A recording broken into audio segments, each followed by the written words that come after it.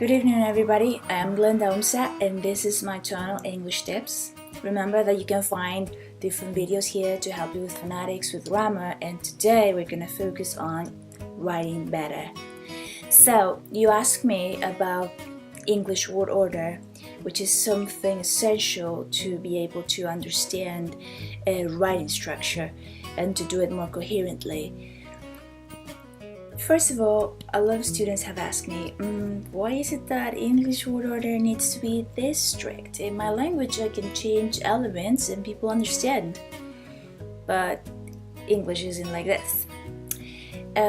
Actually, English speakers are expecting to hear or read words in a particular order because elements should be predictable, right? So that they can know when it happened, why it happened, who did it.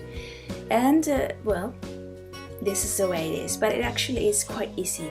You just need to understand why things were the way they do and kind of understand the formulas that we can follow depending on the structure that we are using. So I'm going to explain 3 different principles. And also I'm going to give you examples of 2 grammatical structures that can be confusing sometimes, which are indirect questions and reported speech questions. So let's get started. Alright, so the first principle is the easiest and it's quite simple. We just need to understand the elements of the sentence, subject, verb, and complement, which almost every language actually has in its structure. And well, in English we can find that the subject will always come at the beginning, followed by the verb, which could be simple or compound by 2 words. And then we have different kinds of complements. This is like the trickiest part. Also, it will depend on whether the sentence is an affirmative or an interrogative statement, but for now we're going to focus only on affirmative statements.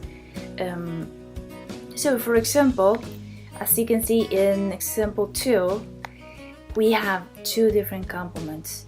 We have Erica baked cookies for her niece. So cookies would be answering the question, what did she give? This is the direct object. And for her niece is the indirect object. This is important. Let's try to remember it because we need to apply it in the second principle. Alright, it's time for principle number 2. And now we're going to focus on objects and how they can change order, either if they are direct or indirect. For example, we can have, he lent me his car, right? I received it, so this information is important, and what I received is secondary. Then Erica baked her niece cookies. This is the sentence that we had before, and as you can see I have inverted the order to change the emphasis and what kind of information is more relevant in that moment. And these are a couple examples, but see the changes if we swap the objects. For example, below here we have, he lent his car to me, and in the second one, Erica baked cookies for her niece. So the word order, as you can see, would be verb, direct object, and if we need to use or say the indirect object, we need to place a preposition in the middle. We cannot do it as in the first chart. These prepositions would usually be, as you can see here, 2 or 4. These are the most common ones. Now, this happens with lots of verbs in English. I would like to show you some of them.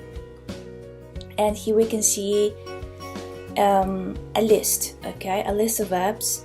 And for example, we can have bring. She brought cookies for us. Or she brought us cookies, right? Another example, I bought a car for my mother, or I bought my mother a car. in all of these examples that you can see here, in all of these verbs, you can exchange the order of these two objects, again, depending on what information is more relevant. Okay, and now, talking about principle number 3, we need to understand the meaning of clauses. Why is this? Because familiar information is always going to come first in sentences in English. Why? In order to help the person get placed, this information is going to prepare the listener or the reader for what is coming next. Like, oh, I understand this.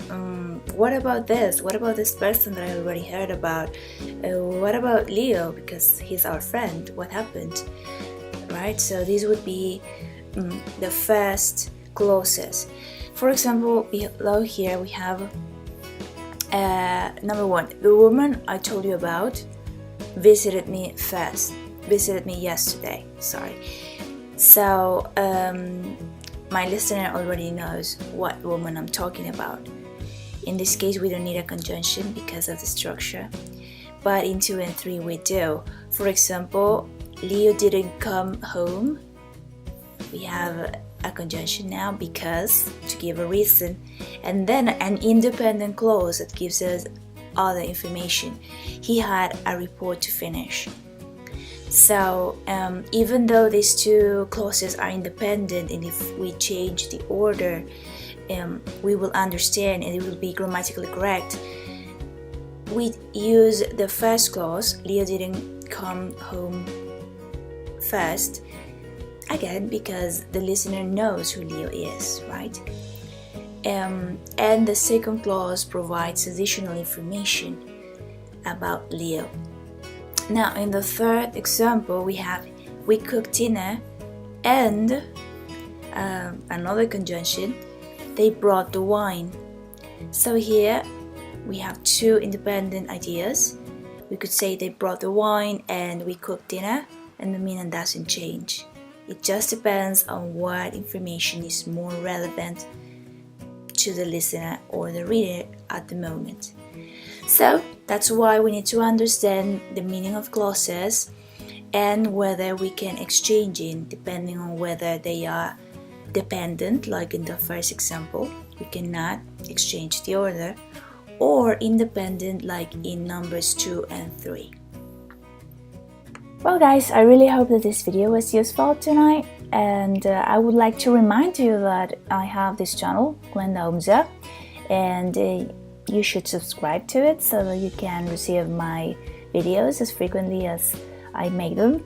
And I have some on grammar, some on phonetics, and from now on writing tips. And well, I really hope to have you next time, and that you like what you see, and if you do, please share, and have a lovely week. Bye bye now.